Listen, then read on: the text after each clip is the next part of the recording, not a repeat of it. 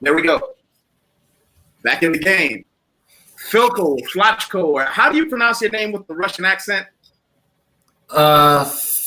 Philochko, but you can really just say Philco. That's much easier. Hey, listen, I've been chasing you and you've been chasing me because we're both real busy guys, especially doing our expat thing. Yeah. This is what I want to do first. Before I even go into some of the stuff I want to do to share with us and some of the interesting things that I have talked to you about, I want you to tell them where you were born and where you are now. I was born in Brooklyn, and I lived in, when I was 20, Jesus, I'm old now, but when I was 24, I think, I moved to Queensbridge, which is projects in Queens. And I lived there for 3 years. Then I moved to Siberia, Russia. Siberia, Russia. Yeah, I was born in Niagara Falls, New York, right, where it's cold all the time. I mean, for Halloween, you got to be like a Wookiee or something with insulation because it's that cold. I mean, hats off to you, because as soon as I got old enough to go to college at 18, I told my parents, you better die in the summertime because if it's winter, I'm still not coming back. Wow. I'm sorry. That's messed up. And I was dead serious about it, because if I'm not mistaken, like in July, it's like 10 degrees there. And I know when it gets cold, isn't it like negative, January, it's like what, negative 25? Okay, you're doing Fahrenheit or Celsius? I'm sorry, negative 25 Celsius, about, what is that, negative 13 Fahrenheit? I was never good at converting this, but I just know in the summer here, it's hot. It's normal hot. That's one thing people don't know about Russia. It's normal hot. But when it's cold in the winter, it could be negative 40 Celsius. Fahrenheit, dude, I have no, I really never learned to convert that. I can convert like the time, the inches and the centimeters and stuff and kilometers, but the temperature I can't. But negative 40, I would guess that's like negative 25 Fahrenheit, something like that. Jeez. But the temperature I can't. Yeah, you can keep that action. Let me do this first. I want everybody, while they're watching, make it a point to check out his YouTube channel. Let's see, where is it? It's English in Siberia. And if I'm not mistaken, that's how you got started in the game out there. Is that correct? With your 216K subscribers, you better share this on your community tab. Share it on my community tab. Your community tab. You don't know what your community tab is? Look, community. You can oh my goodness, you've never used your community tab. I haven't touched that page, honestly, in like 2.5 years, but this is my history, so I leave it there. If it wasn't so much history, I'd delete it, honestly.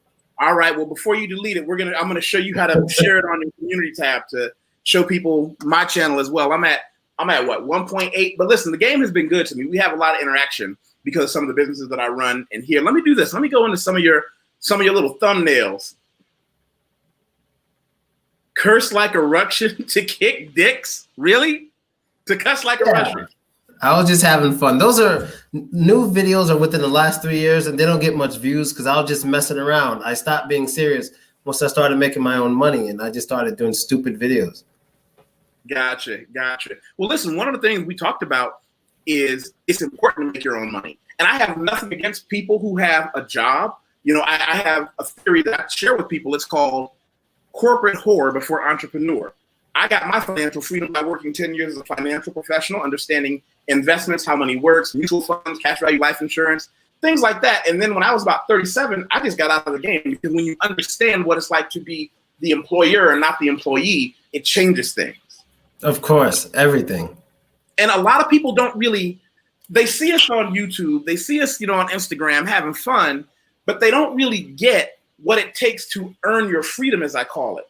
They don't know about those 4 or 5 hour business marathons where people are negotiating a contract and you're negotiating over 3%, but that 3% is more than most people gonna make in a quarter. They don't know about those days. They don't know about, not sleeping for damn near 2 days, getting stuff done back to back and arguing with people providing different services for your company so your client looks like if everything goes smooth for your client. But I'm not complaining. Mm-hmm. Paying taxes. Ooh, yeah. Because in America, a lot of folks in other countries don't know. In America, you pay taxes to America until you die.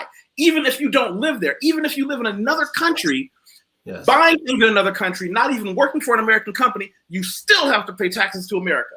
Really? Yeah. Really? Yeah.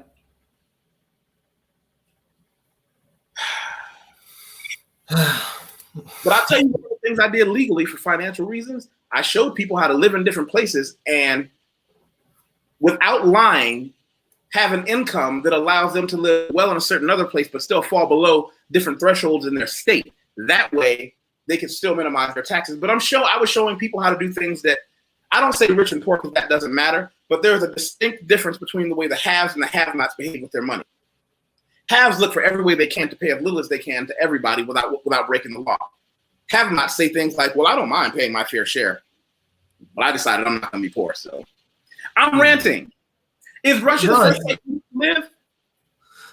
Well, what qualifies as lived? Because I mean, I may not be as experienced as you when it comes to the traveling and stuff, but I've been in many other places for months at a time, but I don't know what considers living there specifically. Hey, listen, what other countries have you shaking your boots off in? All right, that's Germany, Austria, Cyprus. That was a good summer. Budapest was actually my favorite European city I ever visited. Was Budapest. I've been to Vietnam like 3 times. I can't stop going there. Of course, the Philippines, Bali, Indonesia, Malaysia, Japan, South Korea. Wait, back up. 3 times. I was in Southeast Asia, Singapore, Malaysia for a while. I was trying to describe to somebody the way a night market smells in Southeast Asia when you got all the different food being cooked out on the street, right, shopping for whatever it is you want. I can't explain that. I don't know how to explain it. To me, they all smell alike. I'm not being racist, but all those food markets to me in Asia smell alike. I really don't know the difference. See, I guess I lived in enough Asian countries. Like I lived in China for a couple of years, Japan for a couple of years, Malaysia, Singapore, off and on. You have more experience. Yeah. Wow. Yeah. Jesus. Yeah, man. I just the way that the different spices smell, I'm getting nostalgic. But when you ended up in Russia, what brought you to Russia? Was it, I want to go to a place, because I have a lot of friends that go to places where not many expats are known to go and just set up an empire there. And you've done well for yourself in Russia. You became successful, famous. I've seen you on Russian news clips. My friends are like, hey, you should talk to this guy. And they'll see you on the Russian news. You really made a name for yourself. Yes and no. I got to get this out the way so everyone kind of understands this. Like you talk about financial freedom and stuff and being comfortable in life. So this definitely correlates to what you always talk about.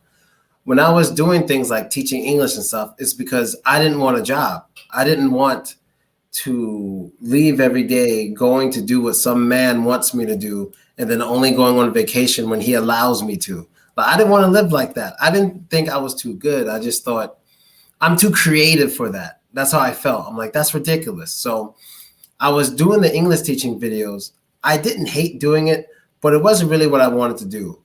I didn't really want to be famous. I was already an actor. I was in Spider-Man. I was in Gossip Girl. I was in Law and Order. I had small principal roles in all these things, but I was doing it for money. I always wanted money, never fame as an adult. So as I became popular, I met a girl. She's a hot Russian girl in New York. And she said, I can't stay in New York. I want to go back to Russia. I'm like, you can marry me and stay. She goes, no, I love my country. I want to go back. And I'm like, so I'm going back with you. She goes, how are you gonna? She's like, she laughs and she's like, how are you going to end up going back to Russia and living there? You ain't got no job. I said, I'll become a famous YouTuber. So within a year, I did it. And I got invited to Russia on a tour, a 35 city tour in 1 year's time. And I never left. You got some fans. Brother Howard Cooper said, shout out to Philochko.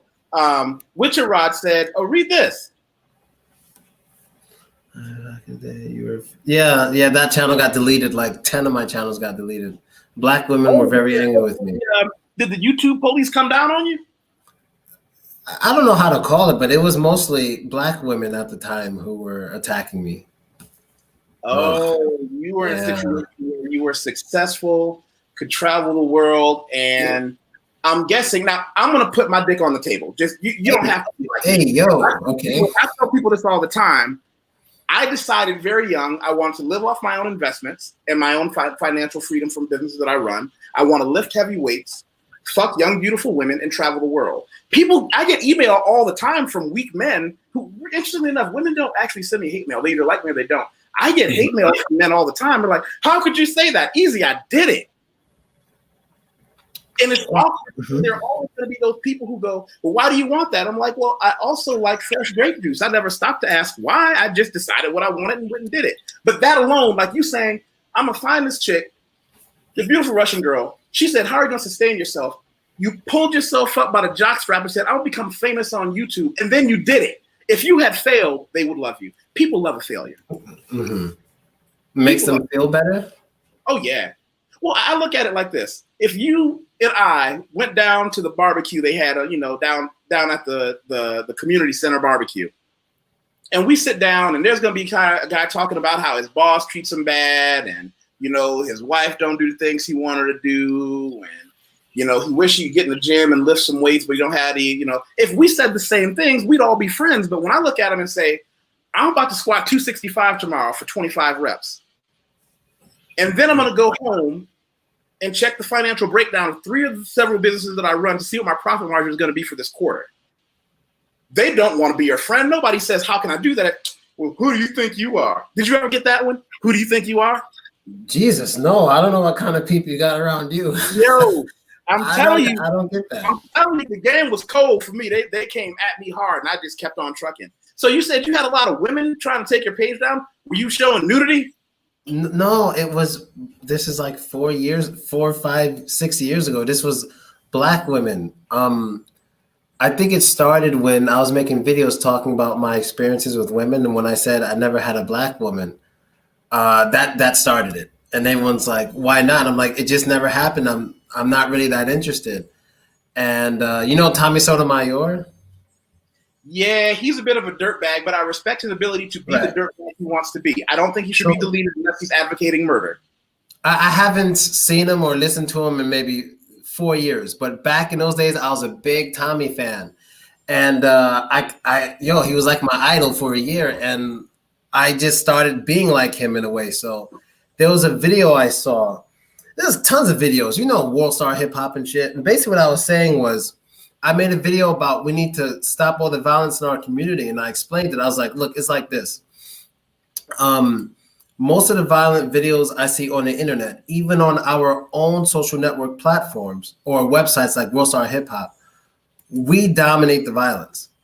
And we're talking about just America, just in America. If we dominate the violence and we're 12% of the population, what the fuck are we doing? We got to take better care of ourselves, and we have to change our culture. We got to understand that this culture is self-destructive. Back in the day, they would say, oh, it's the news trying to make us look bad. But now we got our own platforms, and even our own popular platforms are showing us being self-destructive. So what should we do about that? And then they just got at me. I can see how a lot of people, they don't want to use that mirror. My famous case is I have a love, hate relationship with certain people in the Republican Party. And one of them, Black Republican, what she said was, how did she put it? She said, now that we know that we can show cops committing atrocities against a Black American person, is it too much to ask that we go back to our own communities and use those same phone cams on the pimps and the drug dealers in our own communities? People looked at her like she had lost her mind. Well, it was Candace Owens. Let me be clear about it. It was Candace Owens. Okay, I saw one thing on Candace Owens. She said one of the stupidest things I ever heard, and I can tell you what she said. And I don't know if you're a fan of hers or not, you can definitely let me know your point of view. But she made this one video talking about how Trump is great, and I have no problem with Trump. I don't care. But she said, and you can find this. She goes, Trump is the only president that came into his presidency supporting gay marriage.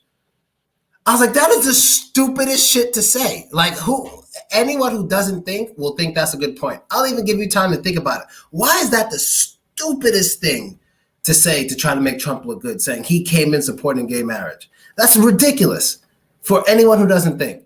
And she was talking about black and black crime, stuff like you just said. But the point that she misses, and a lot of people miss, is that police officers are not civilians. Civilians are fucked up, and it would be great if in our communities people can film the pimps and film all this stuff. That's great. That'll be good. I'm not against that. But we need to go after the police first. And I don't think it's a racial thing. Everyone keeps talking about race. It's not a racial thing. It's a cops getting away with shit thing. They get away with a lot of shit. So, for example, police officers, and this is documented, they get caught planting drugs on people. Those people they planted drugs on who did nothing wrong go to prison. That cop gets found out. He loses his job. And what about all those other people he put in prison for drug offenses? They stay, and only that one get out. That is a terrible system. And then the two worst videos I've ever seen was the dude with the knee on the guy's neck for 8 minutes, which is a clear, obvious murder. Yeah. And the white dude in the hotel, I don't know if you saw this one, it's kind of weird.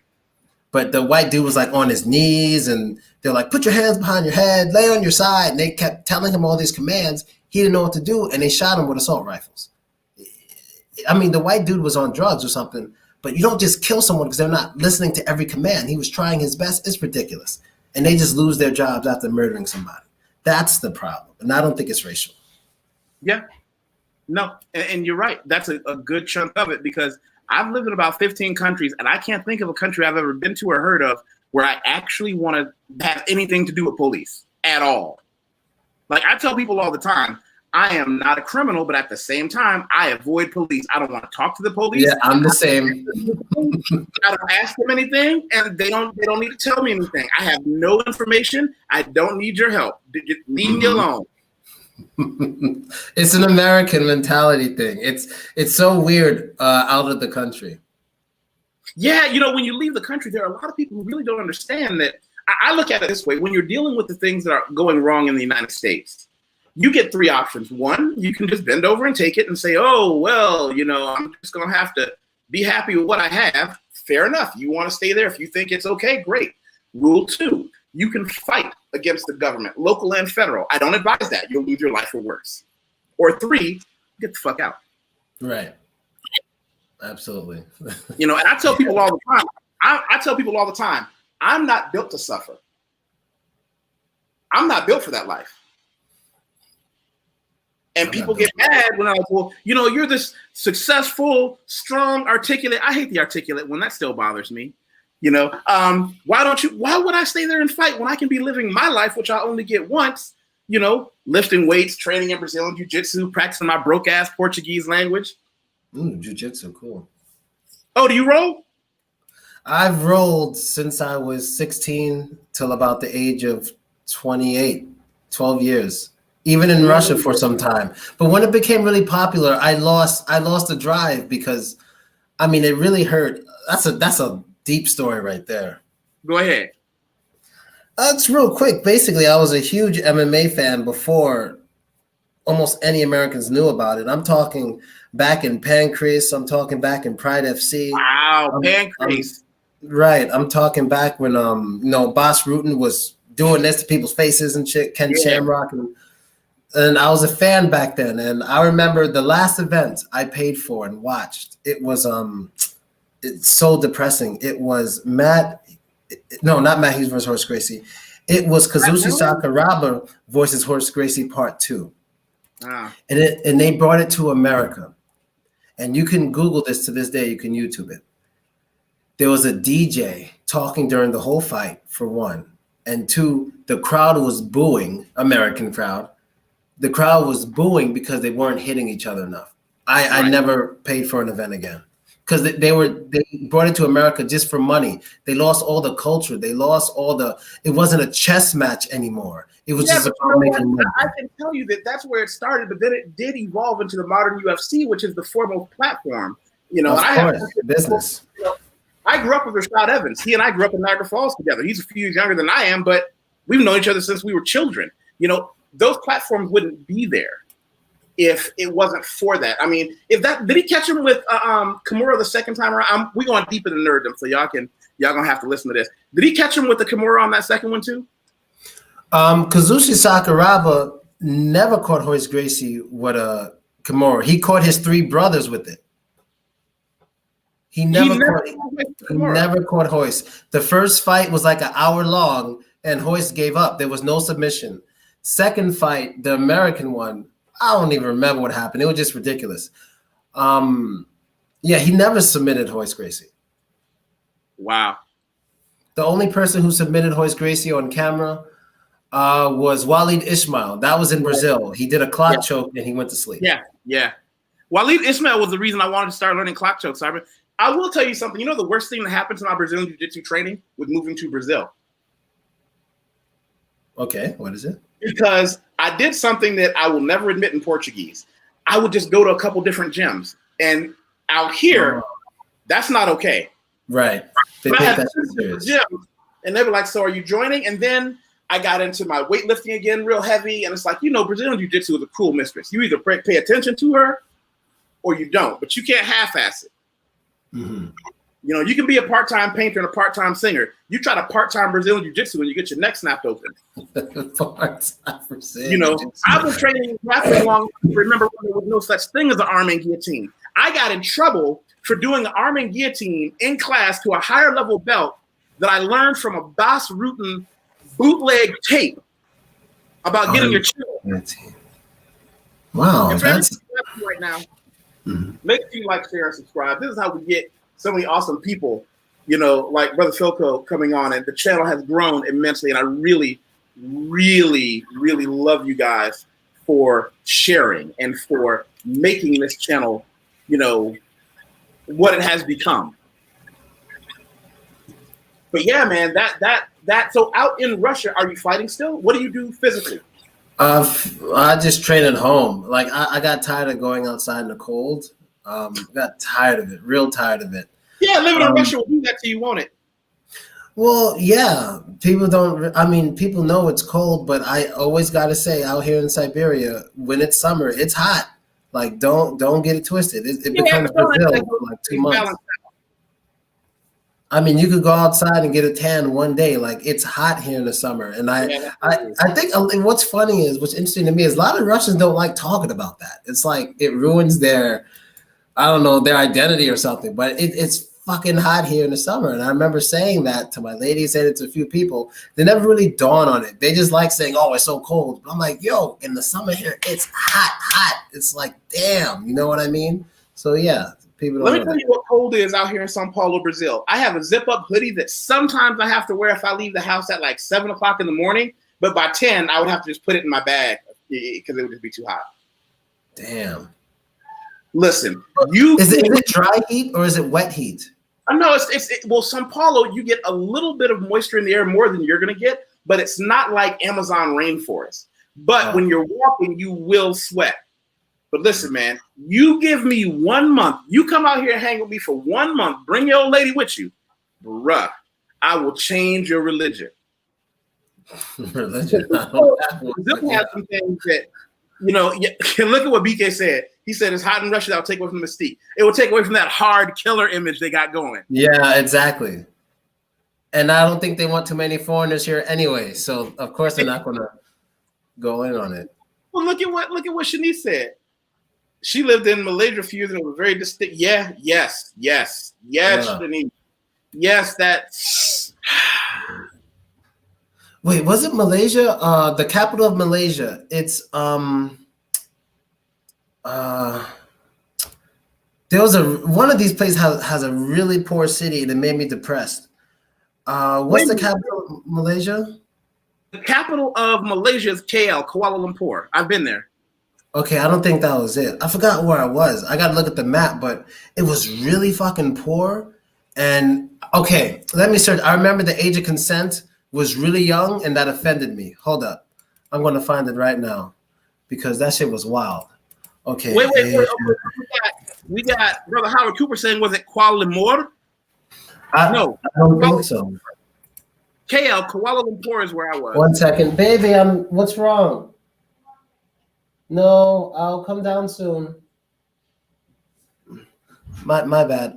It was Philippines. Was it Angeles? It was the capital of the Philippines. I don't know the name of it. I'm looking it up right now. Capital of the Philippines.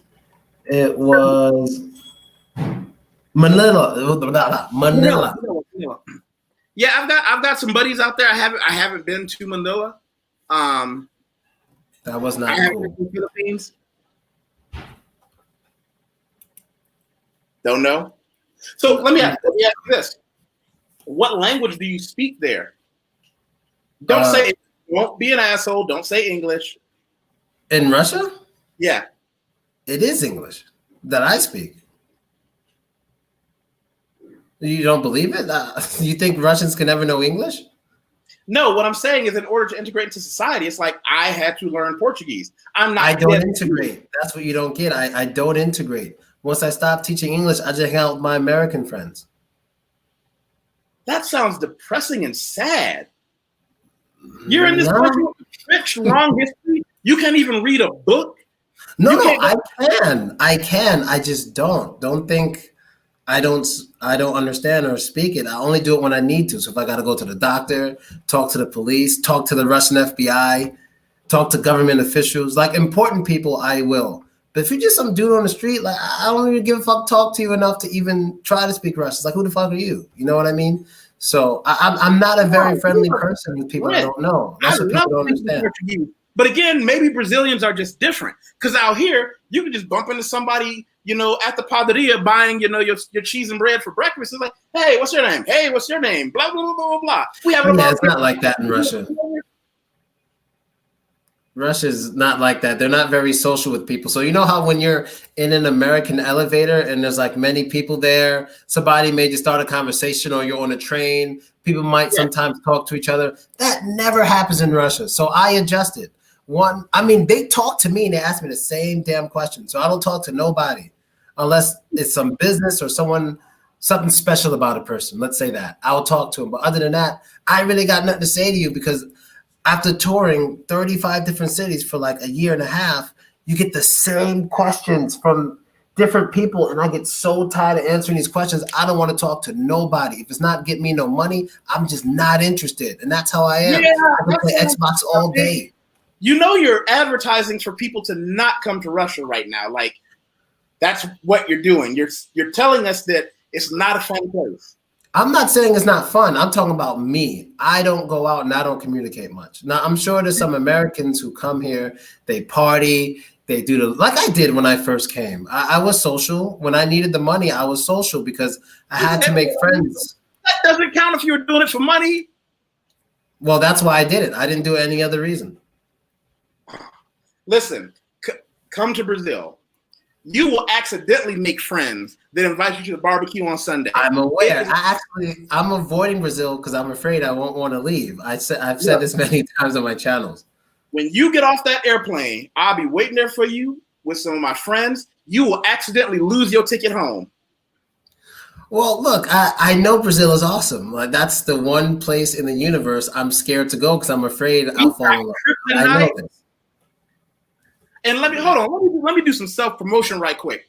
For everybody who doesn't know, one of my main businesses that I have out here is I do expat relocation services. And for people who don't know what that is, I'm going to give everybody my LinkedIn so that you can find me there. I tell people, don't just look at my resume. My resume is great. It's impressive. It's heavy. If you scroll down, it'll tell you all the stuff that my company does for people, as far as helping people get everything from social security numbers to visa and all the stuff processed. That's not the important part. Hold on, let me put this here. Add me on LinkedIn. Boom. People who want to talk to me there. But this is what I tell people to look at, and this is the important part. I always say scroll down first and you look at the references. And this is not just me. Anyone who claims to be able to help you and know what's going on in a country and know how to get your paperwork done, they need to have clear references. Here I have references from lots of business people under their company names that will say, YusefWateef is who he says he is. He gets the job done. Pay this man. And that's what I tell people to look for. No matter what country you're going to, you know. Look at this. He said, Philochko is back. What? Kinda never left. I made some secret channels because, like I said, once I started getting money, I became low key. I opened up some channels, and somehow my biggest fans always find it. Like I can make one video and look at the channel new channel, one video, look at the channel next week, there's 200 subscribers. I'm like, how do these motherfuckers know? It's called the internet. People can get found. You know that. Yeah, they know. But I've always been here. My last YouTube channel it was very different than all my YouTube channels. It was about the people I knew in the streets growing up. So like, you know, the rapper Casanova 2X who got arrested maybe 2 months ago about? Probably not. What about him? Okay, well, yeah, I don't think you're the type to really know much about hip hop culture and shit, but those are some people I grew up with, and I was telling stories.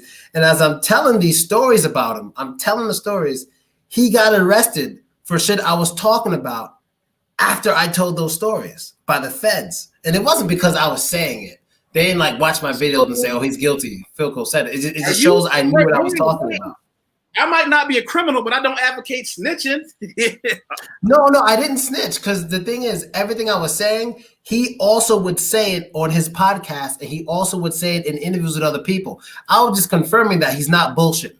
I was like, this guy is real. This dude is real. And some lies he made, and I pointed those lies out. So I was just someone who knew him. We grew up in the same neighborhood, his crew, some killers, some drug dealers who are big, dead, or in jail now.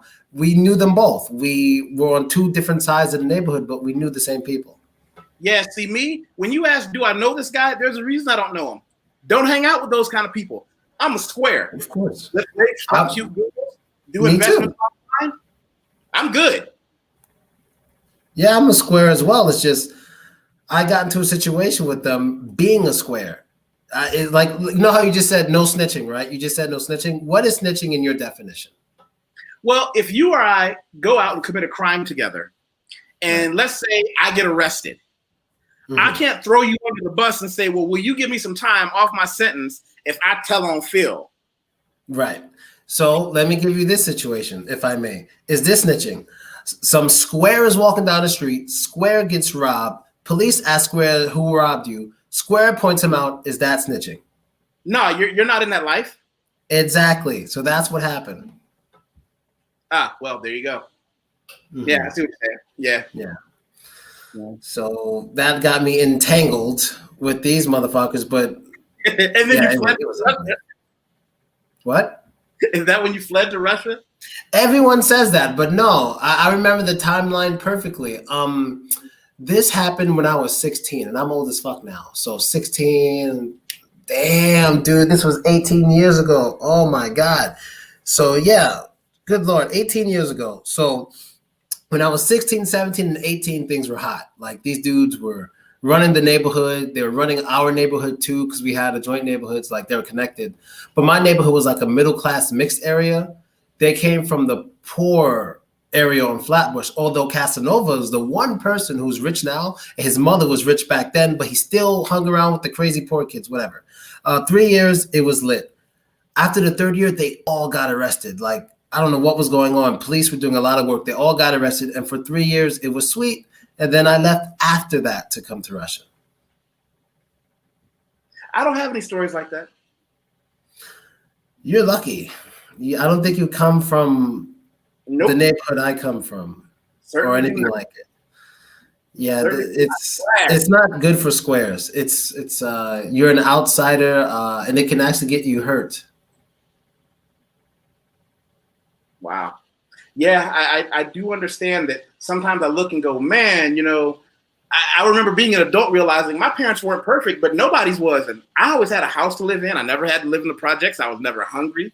I was never, you know, nobody did anything to me when I was a kid. I never had any, you know, molestations or anything like that. It was just, I realized nobody had perfect parents, but mine made sure I was fed and educated. You know, they made sure I got off to college. So, yeah. Go ahead. Go ahead, finish. Oh, no, I was just joining you when you talk about your parents. My parents weren't together all the time. You had two parents all the time. You're lucky. No. My parents got divorced, but my dad moved around the corner. So I'm fairly certain. Sorry, wait. Around the corner. I'm out of here. Yeah, no, listen, watch this, right? My parents got divorced at a certain point, and the house where my parents lived was literally, I would say, a good NFL quarterback could throw a football from the front door of the house that was now, instead of our house, my mom's house, to the front door of my grandmother's really big house with like 4 bedrooms where my dad went to go live. A good quarterback could probably throw a football and hit one door. That's how far away it was. Like it was. Maybe he did that for you to stay near you. That's a good thing. Yeah, I mean, here's the thing. I always tell people this. I'm certain as an adult that my parents had some real problems with each other at a certain point, but they made sure I never knew it. Like as an adult, I know that it had to have happened, but I never knew it. I never saw the eat or one of them saying something bad about the other one. That never happened. That's good. That's really fucking impressive of your parents. I didn't have that situation. When they split, the timing of the split was funny because when they were together, we were really poor. But as soon as they split, holy shit. Did my dad start making good money because he left my mother? Holy shit. I never realized that. I got to ask him. As soon as they split, we moved into a big house maybe a year later, and he had a corporate job. He was making 6 figures. And I mean, we're 2 people. We had a 5-bedroom house. And in Brooklyn, and New York is very expensive, New York City. You know that. And yeah, I should ask him that. Maybe she was taking all his money. Well, you never know. It could be one, it could be the other, but that'll be a very interesting coffee conversation for you and your dad to sit down and have. Yeah. Yeah, that's interesting. That's very interesting.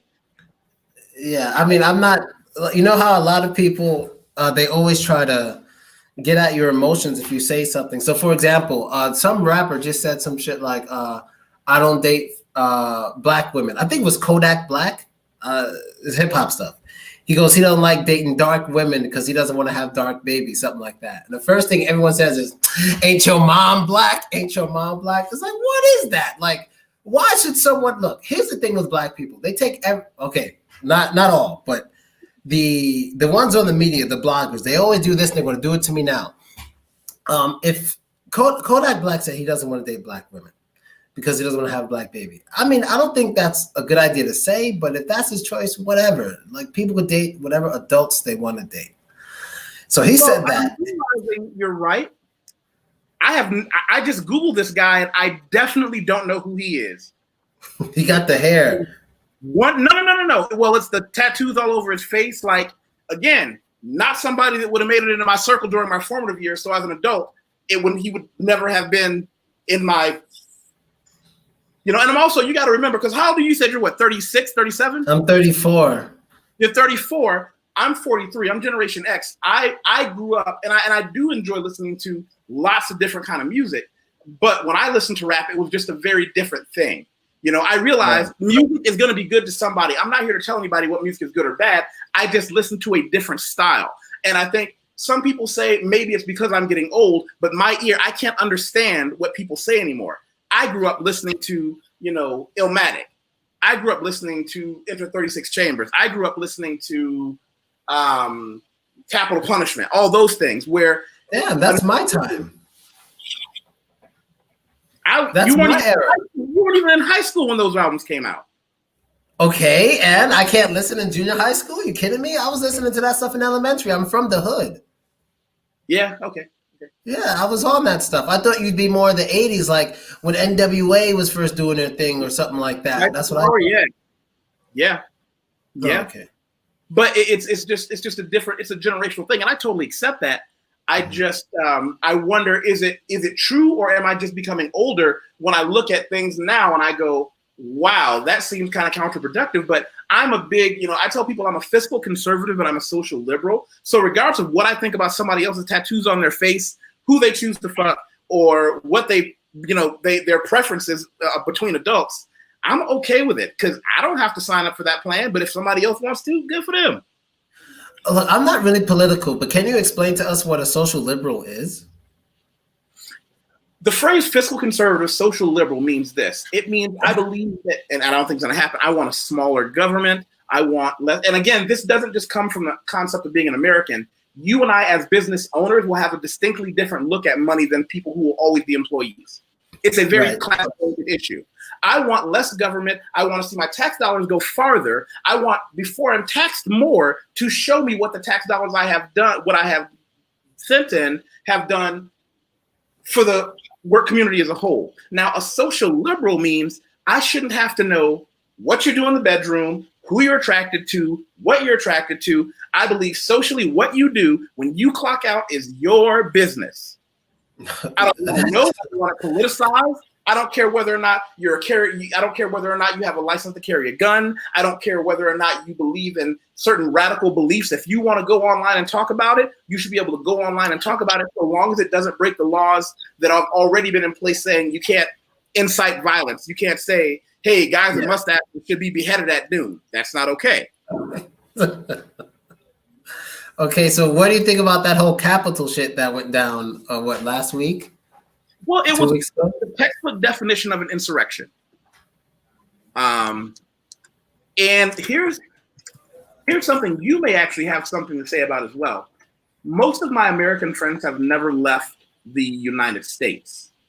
And the unfortunate reality is the average American really doesn't understand how critical what happened was. No matter what you believe politically, no matter which side you believe politically, the fact that we had civilians storming a Capitol building, whether or not they were successful, has happened in many countries throughout history. But when it happens, the cake has probably already been baked. Now, the negative thing about being an American is we don't really get any history about any other countries. Like, we will never be told anything close to accurate history of the world around us.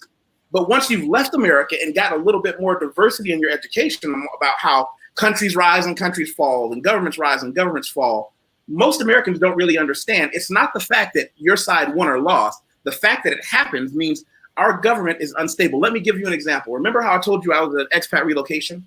Right. I have about 40% of my clients are people who identify as extreme right-wing arch conservatives. I have clients that are black and white telling me they want help getting out of America and into a better country like Brazil. But here's the kicker. They're telling me for the exact same reason. They're saying, I don't trust my government to protect me anymore. I think the government coming into power is a weak government. I believe that things that are going to happen by those who try to split the difference politically is going to cause what little we have left to collapse. And this is from my arch conservative and my arch liberal friends. Mm-hmm. I wouldn't know my position on, I mean, I know how I feel. I just respond to each situation accordingly. I always give my opinion, but I never put myself in any group because I don't think I fit in with any group, you know? So when people ask me, where do I stand politically? I'm like, I don't know. Just let's talk about a topic and I'll give you what I know. But I never found a subgroup for myself. Well, you and I are in very unique positions in that for Americans, not just Black Americans, but for Americans who are independent business owners who live abroad, our situation is different and the way we look at America is different. Now, I will always underline everything by we are Black first. When we walk into a room, no one says there is a capitalist. No one says it's first. He's a Black. Oh, wait, he does own a business. And one of the things that I always advocate on my channel, if you are a Native American, Indian, whatever you want to call yourself, or a Black American, you owe America nothing. You should feel no guilt or shame for saying, you know what? I'm getting out. Because remember, nothing there was built for you. And we're still in a country where in 2020, you could show a picture of a Black American being murdered by law enforcement, turn it to a black and white filter, and you couldn't tell whether that picture was being taken in 2020 or 1920. Mm-hmm.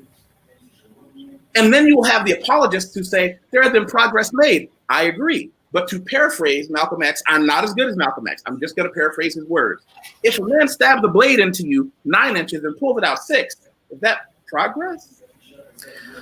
But, you know, I see where you're coming from. I'm not going to disagree, but I'm going to try to dig in further. What do you think the media's role is on this. So you feel that police officers are racist towards blacks a little too often, or something like that, of course. And I'm not disagreeing with that. I'm just trying to get your point of view. I believe the media will feed you whatever you're hungry for the most. Whatever you respond to as a citizen, they'll give you more of it. Right, because they need views and sponsors, blah, blah, blah. So do you think most of the things that happen with this police violence, how do I call it? Police brutality, sorry, is mostly racial?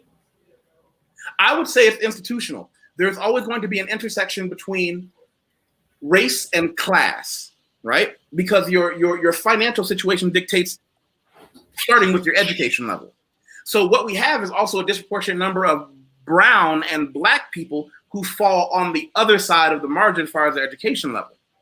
Remember, even when you account for education and wealth, Black Americans still don't get better lives. Whereas you can take a quote unquote, I'm going to use a generic word, a white person and say, if he was born in a trailer to parents who were cousins eating mayonnaise sandwiches all day, he's going to have a short, nasty life. But the same kid born to a married mother, a parent set who were married when they conceived him and got an adequate education and went to, let's just call it a state university, will have an above average life because the defining moment was the education. If you are Black, I'll give you an example. Do you remember what happened to Dr. Henry Louis Gates? No. Do you remember who Dr. Henry Louis Gates is? They call him Skip. No. I was thinking of Dr. Sebi, but no. No. Okay, I'm going to give you a picture. Dr. Henry Louis Gates is a man who you can Google. He is very successful. He's a Harvard professor who has done several deep, hard-hitting documentaries. I mean, you should definitely look this guy up. He was on the front porch of his home trying to get in. One of the neighbors said, there is a Black man trying to get into a house. We don't believe who lives there. Now look at this guy. He's somebody's granddad's age with a gray goatee. He could have they could have taken him into the house and let him show that he believed that he lived there. One of the officers could have simply Googled his name, but they didn't. It wasn't because they didn't believe it was his house. The purpose of the arrest was to humiliate him because he is a successful beacon of what everyone wants their son to grow up into and what everyone would look at as their professor. And when you do that, it becomes a threat to the system. They knew who he was. It wasn't hard to Google who he was.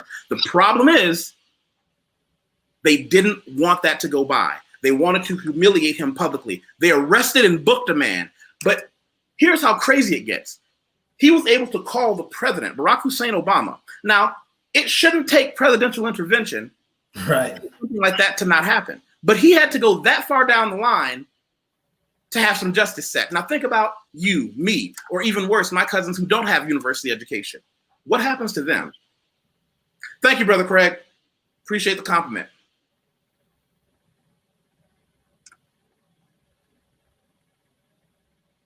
I have no idea what would happen. They're asked out, as we say in New York. Yeah, we would simply be arrested and held and put into a system that would make sure we were overcharged for crimes we didn't commit, and your life goes to hell. I have friends who are cops. I have some friends that grew up to be detectives. And one of the first things they say is, you need to stay as far away from any crime as possible, not on an ethical reason, but once you're in the system, you will probably never get out. Mm-hmm. It's a big circle designed to fuck you. I had a cousin who got out of prison who had a situation where he could have left the city and gone and taken some job in another state in the middle of the country where he didn't know nobody. He could have just worked at some factory. And the judge says, no, you got to stay in your neighborhood. And the family pleaded, if you just let him go take this job, they have a letter. It was a factory job. He wasn't going to ever be a rocket scientist, but they said, if he has a chance to start over in a place where he's not around the same people, but there's no government profit to be made by you not being in the system. Right. Have you ever $1 million blocks? No, but I think I heard about it in this Netflix special about prison, I think. Okay, tell me what you remember. Okay, not about the blocks in general, but I remember them talking about how the system is basically, it's like a evolution of slavery, basically, and how these private corporations make a lot of money by the work the prisoners put in, and how certain judges and police officers have quotas, like they have to find some people guilty or they have to arrest certain people in order to get paid or some shit like that. And that is ridiculous. what it shows is they have areas where they can accurately graph that in 1 square city block, they will get enough labor and enough prison patronage from that area to generate $1 million in profit. Well, this is related to what I said. Yeah. That's absolutely correct. They will generate $1 million in profit from certain areas. And they can tell you that because you're black and undereducated. And they ask, why don't I want to live in America anymore? At least I'm in a place where I'm simply judged by, can I make my clients money? You know, simple shit like that. I'm judged by. Go ahead. Go ahead, Brian. No, I had a question about a different subject, but I want you to finish this, then I'm gonna ask. Well, that's the thing about leaving the United States. Have you ever seen I Am Not Your Negro? I am not your. What the fuck? No. No. Okay. This is something I want you to definitely put on your list. This is one of my big three. When somebody asks about being black in America, I Am Not Your Negro is about James Baldwin. Okay. And the most important part I'm going to tell you happens in the very beginning. The movie is phenomenal. It was narrated by Samuel L. Jackson. This is something you should go and download today. It is that good rating, right? It is phenomenal. I Am Not Your Negro about Baldwin. But see, you see the thing about James Baldwin, when he went back to the United States to become a champion of black people, he had a big issue to deal with. He had left America and he was a writer in France where he was simply judged by the quality of the work that he put out. Oh, I know that dude. Yeah. Think about that for a second. Mm-hmm. He had found a way out of the United States and out of the system that would see him dead. And in order to go back, he had to give up the basic fundamental human right that he would simply live and die on his own merit. Right. And they asked me why I'm not coming back to America. Yeah, he had an interview with some woman. It was all over YouTube. Several. Yeah, he had several. Mm-hmm. Yeah, I remember that dude. I just didn't know what he was so famous for, but I'm gonna look into it. He has a unique look that I can't forget. The other movies that I always tell people, I tell them, I Am Not Your Negro is one, because you can get it with subtitles in every language. I Am Not Your Negro is probably the first one. I always tell them the second one that I want them to watch is this, 13. 13? Have you seen 13? I think that's what I was talking about when I was talking about the documentary about the prison shit. Okay, that's one. Yeah, I saw that. Then the last one, people laugh when I say this is a great way to talk about what Black Americans think about. Of course, I saw it. Now, here's the interesting part. They say, why would you use that movie to illustrate what it could possibly be like being a Black American? And what I explained to them is, to a lot of people, this seems like fiction, but America has a very long, clear, documented history of using Black bodies for medical experiments. This is only fiction to people who are not Black. I mean, if you are Black, you know this could happen because it has happened. And then they say, that sounds crazy. That sounds like some things that would have happened in a concentration camp. And I say, yes, exactly. Mm-hmm. They died the same thing in the 60s, the same questions that we're having now. Yeah, I agree with all that stuff you're saying. And I did see the movie, but it's like half reminded me of Russia and half reminded me of being a Black American. And the difference between the half is, I had this conversation yesterday with my scientist friend, Mike. He was talking about how whenever people get mad at Russia and whenever there's something in America, they always say, oh, Russia's homophobic and racist and stuff. But I said this, I'm like, here's the difference. If Russia's anything racist, like people say, anywhere near, what it is actually is just some racist people in the street. That's it. When it comes to people in office, they don't give a fuck about that shit. They don't give a damn. The police in the street don't give a damn about some Black guy walking past. Now, if I do something wrong, especially something violent, some girl or some shit, and I'm some Black guy, yeah, I'll get my ass kicked more than other people because it's like you're a visitor and you're disrespecting us, you deserve your ass kicked. But if I'm just walking down the street, they're not going to ask me for my ID and try to get in my face because I'm Black. I've never had anything like that, nothing close to it. So the difference is that people with power in the States have the racism. In Russia, it's the losers who ain't got nothing going for them who have those thoughts and shit because their lives suck. I'd rather deal with people who have no power than deal with racist people who have power. There's a huge difference. And if you look up the history of blacks in Russia, you'll see none of that shit. You will not see it. You can look it up. You'll be impressed by what you see. Yeah. That's the game. That's the game. Oh, here's what I wanted to ask you. You were talking about success. What is success to you? Because I noticed a lot of Americans equate success with money. And I want to know, do you think that and why? Well, here's the thing. You can't put a dollar amount on success. Success happens when you're able to provide yourself and the people that you care about with the things you want them to have. Success is the time when you can step back and say, I'm okay if everything else burns. I am cushioned enough to either generate more income or live on the income that I've already stored away. That's success. Success is being able to say, I can wake up in the morning and do a 2-hour set in the gym and not feel guilty about it. Success is when I can say, my job in all the companies that I run is to administrate and find good staff, not to be there and do the labor with my own hands. So I'm free to do other things. That's success. Okay. Well, here's my view on success. I have a very strange view on success, and it has nothing to do with financial means. It has nothing to do with any of that. For me, I was always thinking about this, and I realized my life is different than other people, but I don't put my wants or my needs from what I want in life on other people and try to say, if I become a millionaire, I'm successful. I don't want to think, if I'm a millionaire, I'm successful. If you're not a millionaire, you're not successful, for example. So what I think success is people accomplishing their goals, regardless of what it is. So I have a friend, a best friend, he's married. He doesn't have much money, but he has the girl he's been with for the last, like 20 years. And he has 3 beautiful children.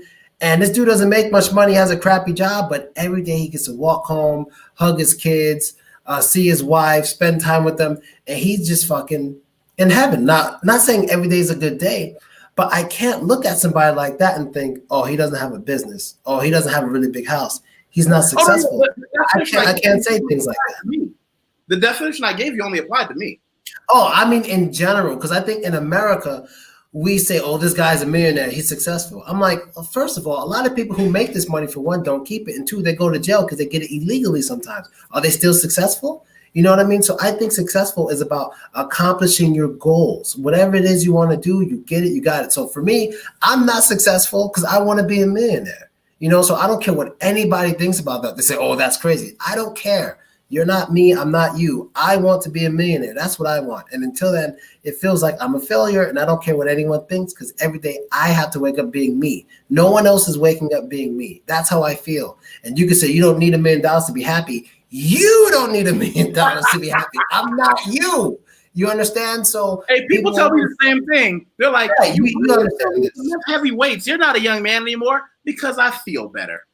Right. It's people try to put what they think is successful, what they think is good, or what they think is fair on you. I understand how life works. Some children are born with cancer, and that's very, very, very sad. It's terrible. You know what I mean? It breaks my heart when I hear things like that, especially when I see it on TV because they did nothing wrong. You know what I mean? But just because that exists in life doesn't mean I'm not going to feel like a failure because I don't have $1 million. That's based on me. That's not based on what other people go through. Yeah. Wow. We have to do this more often, man. Mm-hmm. I really appreciate you taking time to do this with me. Yeah, no problem. My lady, I think she just left to get breakfast or something, but yeah. Well, I know that you told me, and I want to respect your time. You told me you had to go at a certain amount of time. So we can do this again. Let's do this. We're going to say goodbye to them. You and I are going to have a few party words behind stage. Thank you to everybody that tuned in. I appreciate, love all of you. Mm-hmm. Click in broadcast. Don't say anything crazy until the screen goes